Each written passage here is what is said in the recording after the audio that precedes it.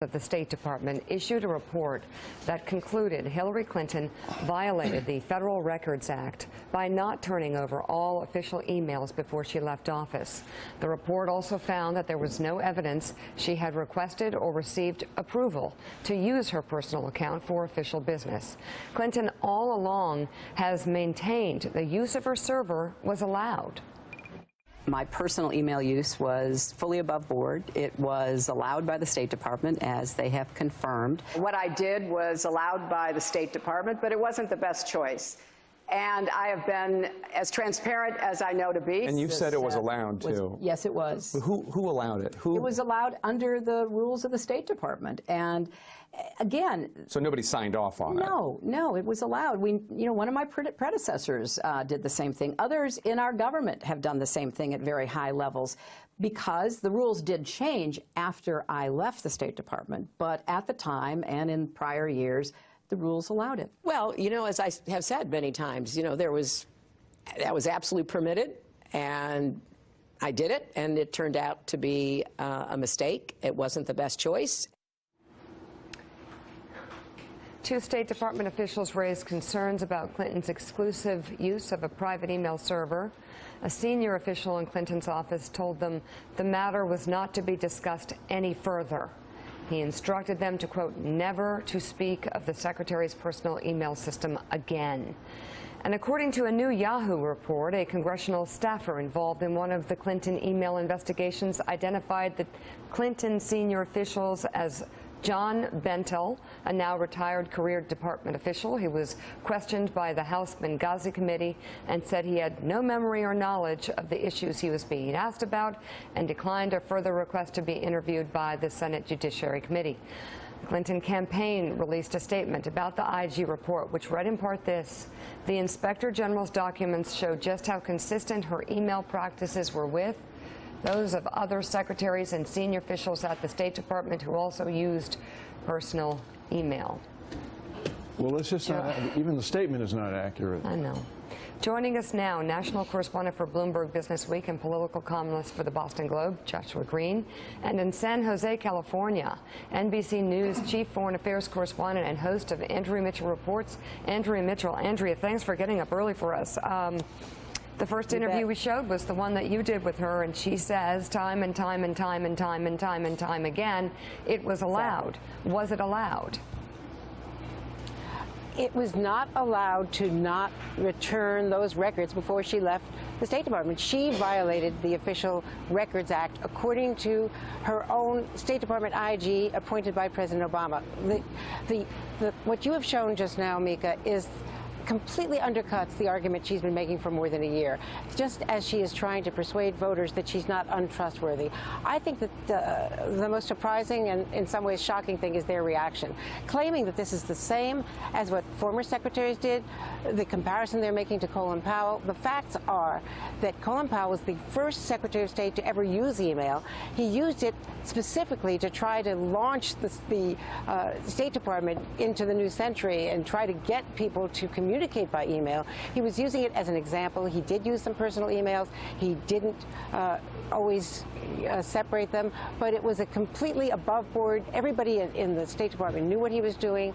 It was not, in fact, violating a rule that was put in place under Clinton, not after she left. It was put in place under Clinton, and she was warned beforehand of decades of this Records Act that prohibits you to leave the State Department, leave any agency, and not turn over your records. So there are so many flaws in their argument, and the politics, we'll have to see how that plays out. But I don't see how this is anything but devastating, given the fact that they have been making a completely different argument now for more than a year.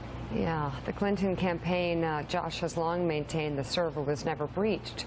But the report tells of one incident when an advisor shut it down out of concern it was under attack.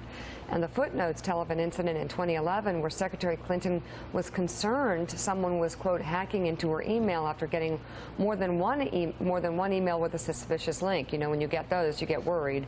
According to the report, security officials should be notified even when a personal device is feared compromised. But according to the report, the Inspector General found no evidence that the Secretary or her staff ever reported the incident. And there's so much here that's fair to say, how can she remember? Well, and this is the whole problem. This is the reason you have these protocols in the government servers, so you don't expose important emails to the But possibility. when she said it was allowed, it was allowed, it was allowed, it was allowed, it was allowed, does she not remember any of this? Are we supposed to believe that? I suppose we help are me out supposed here. to believe it. I'm not sure a lot of people do, but Do they care? yeah, I mean, I think this is a serious issue. I mean, if you were to, and this is a big if you were to remove, Donald Trump from the equation right now, this is the story that would be roiling the 2016 presidential election. Chuck? And more than that, it would be fueling more hand-wringing in the Democratic Party and all this. The only reason why I think there isn't panic on the Democratic side is because of Trump. I was thinking about this morning. If because of this breach, for instance, I don't think she could get confirmed, for instance, to be Attorney General. Well, Because and I mean it this way, meaning their basic defense here.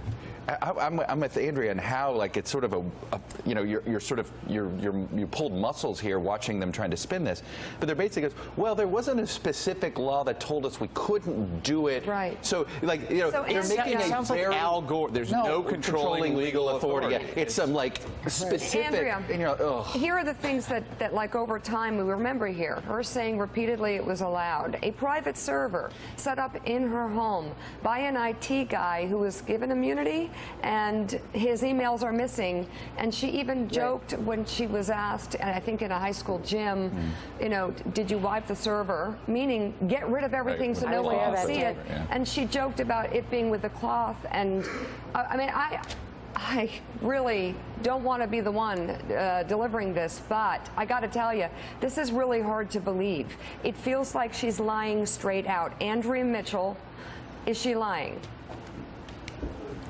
I can't say that. I mean, I would let the viewer, I would let the voter make those determinations, but it doesn't hold up. There are so many inconsistencies, including their response yesterday.